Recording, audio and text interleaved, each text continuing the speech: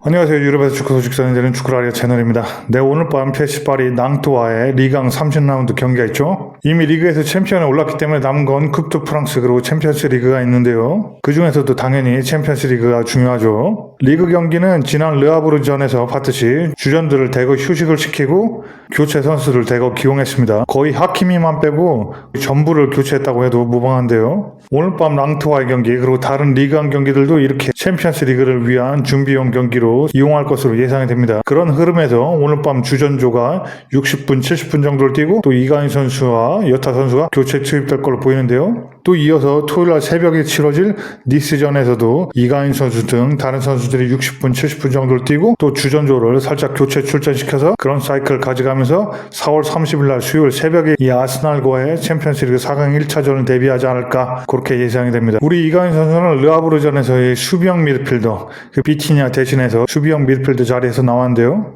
맹활약을 했죠. 레지스타라고도 불리는데 이 이태리 용어죠. 그런 표현으로 하기도 하는데 좀 더 보편적으로는 영어로서 이렇게 딥라인 플레이메이커라고 부릅니다. 이름 그대로 이 살짝 후방에 내려앉아서 위치하면서도 경기 조율을 하고 이렇게 패스기를 만드는 그런 플레이를 하는 포지션을 말하는데요. 원래는 최소 이렇게 중앙 미드필더나 좀 더 윗선은 공격형 미드필더들이 그렇게 하는 역할들을 이렇게 내려앉아서 하기 때문에 딥라인 플레이메이커라고도 하고 이렇게 이태리어로 레지스타라고도 하는 겁니다. 말 그대로 내려서서 수비형 미드필더 위치에서 경기를 전개하고 조율하고 이렇게 패싱을 해서 그렇게 붙은 이름이라고 보시면 될 것 같습니다. 아무튼 이강인 선수는 이 위치에서 굉장히 매우 좋은 활약을 했죠. 평점도 이렇게 굉장히 준수하게 받았고요. 지난 경기에서 보시다시피 이렇게 히트맵을 봐도 평소와 다르게 굉장히 중앙 전체에 고르게 이렇게 포인트가 찍혀 있습니다. 평소에 있던 이렇게 사이드에 치중됐던 그런 히트맵하고는 완전 다르죠. 73분가량을 뛰었고 패스 성공률도 97%, 롱패스 8번 시도에 7번 성공, 그리고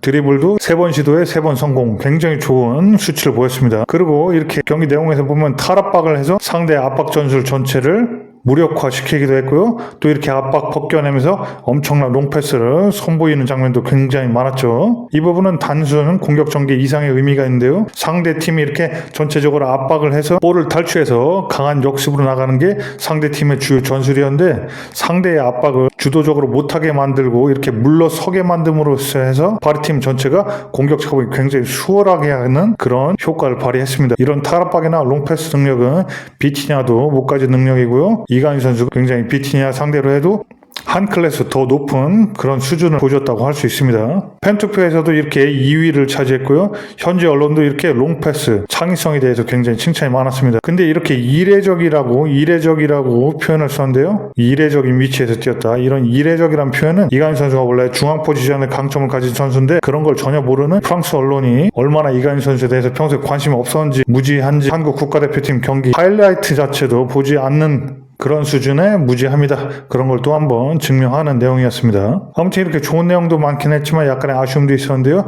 그 부분은 엘리케 감독의 인터뷰에도 드러나니까 그때 얘기하고요. 그럼 이제부터 본격적으로 한번 인터뷰 살펴보겠습니다. 이렇게 엘리케 감독은 낭트전 앞두고 한 인터뷰에서 선수 모두들에게 이렇게 동기부여하는 건 항상 어렵다. 감독으로서 굉장히 어려운 과제다. 이런 걸 인정했는데요. 먼저 첫 번째로 이렇게 낭트 원정 경기 어떻게 진행될까 그런 질문을 받았는데 굉장히 힘든 경기가 될 거다. 1부 리그 무패 기록을 지금 이어나가게 되기 때문에 이 파리 선수들의 동기부여는 상당히 좋은 편이다. 그러면서 원정 경기 무패 행진도 이렇게 이어나가고 있는데 리그에서 파리가 최다 기록을 세웠다. 그래서 굉장히 좋은 소식을 전했고요. 또 낭트에서 뛰는 것이 굉장히 힘들다. 1차전에서 낭트와 1대1로 비겼던 기억이 난다. 쉬운 경기는 아닐 거라고 예상한다. 이렇게 얘기했는데요. 이렇게 보다시피 작년 11월 30일 날 치러진 낭트와의 경기에서 파리가 1대1 무승부를 거뒀습니다. 왜죠? 굉장히 하위권에 머물러 있는 낭트인데 이 파리 상대로 또 무승부를 거뒀던 기억이 있기 때문에 또 쉽지 않은 경기 될 수 있다. 그런 얘기하는 엘리케 감독이고요. 다음 내용은 이 리그 안 시즌이 끝날 때까지 어떻게 선수들 이렇게 동기부여를 유지시킬 수 있을지 도전 과제로 보지 않나 그런 질문을 받았는데요. 이미 챔피언이기 때문에 동기부여가 떨어질 수 있죠.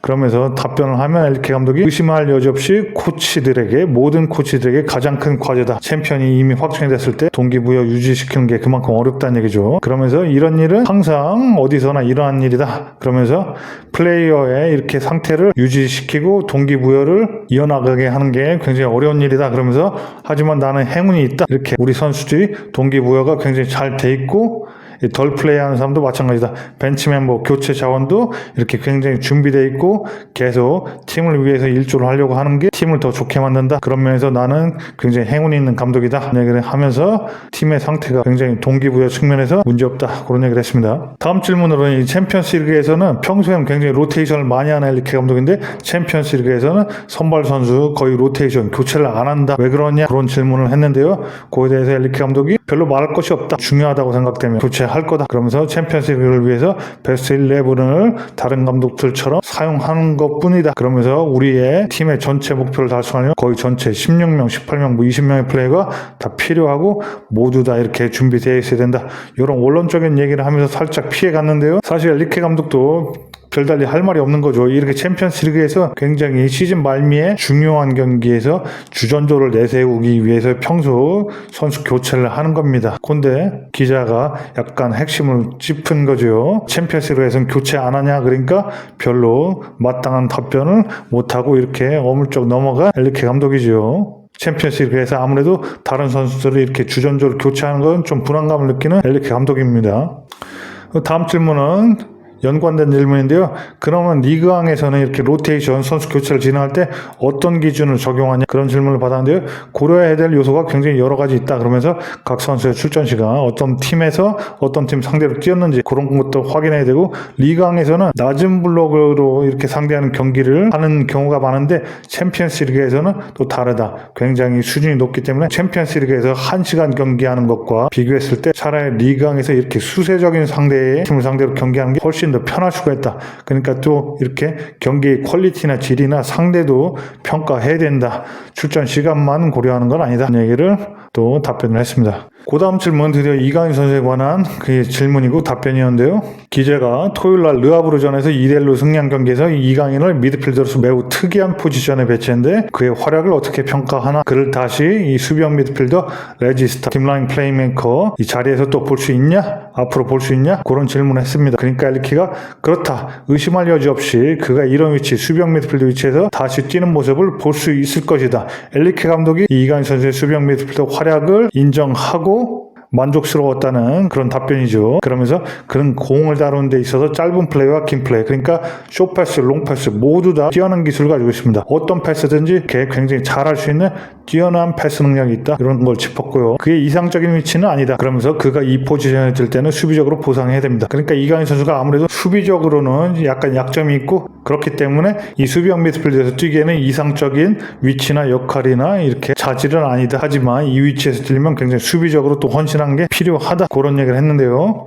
아무래도 이 수비형 미드필더 비티냐도 그렇고 네베스도 그렇고 이 자리에서 뛰려면 좀 더 굉장히 수비적으로 적극적이고 달려들고 활동량도 굉장히 좋아야 됩니다. 이강인 선수가 아무래도 이 마요르카에서 활동량이 굉장히 좋았는데 파리에 온 다음에 어떻게 또 이렇게 좀 활동량이 떨어지고 에너지가 약간 떨어진 모습도 보이는 게 사실입니다. 그것은 보통 선수들이 이렇게 근육량이 늘리고 몸집을 좀 불리면은 힘은 좋아지는데 이렇게 활동량이 떨어지고 순간 힘은 좋아지는데 순간 파워는 좋아지는데 전체적인 활동량이 떨어지고 뛰는 거리도 떨어지고 순간력이 폭발력은 좋아지지만 경기 중에 체력 회복력이 떨어지는 회복이 빨리 안 되는 그런 또 측면이 작용하기도 합니다. 그런 부분을 고려해서 이강인 선수가 살짝 체중 감량을 하고 좀 유연성 훈련을 하고 이렇게 인터벌 훈련을 더 많이 해서 활동량을 늘려가는 그런 체격이 아닌 이 체력을 다시 키우는 마요르카 시절로 다시 복귀하는 그런 모습도 약간 필요한 게 사실입니다. 그런 부분을 엘리케 감독도 지적하고 이렇게 수비적인 위치에서 뛰려면 활동량이나 수비력이 좀 더 늘어야 된다. 하지만 기본적인 패스 자질은 굉장히 뛰어난 선수다. 그런 얘기를 짚어준 거고요.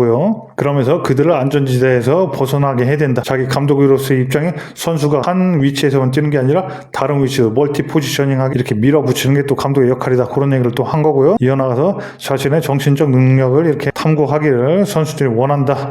그러면서 그것이 그가 좋아하지 않는 입장이라 할지라도 그렇다. 그러면서 그것은 그들에게 많은 것을 가져다 줄 거다. 굉장히 이렇게 자기 선수가 평소에 뛰던 위치에서 벗어나서 또 새로운 포지션에 도전한 것 자체가 선수 자신에게 이렇게 스트레스도 주기도 하지만 그 선수의 또 잠재력이나 또 멀티 능력을 향상시켜 줌으로써 감독으로서 적극 추천하고 압력을 넣어주기도 하는 그런 상황이다. 그런 얘기를 했는데요.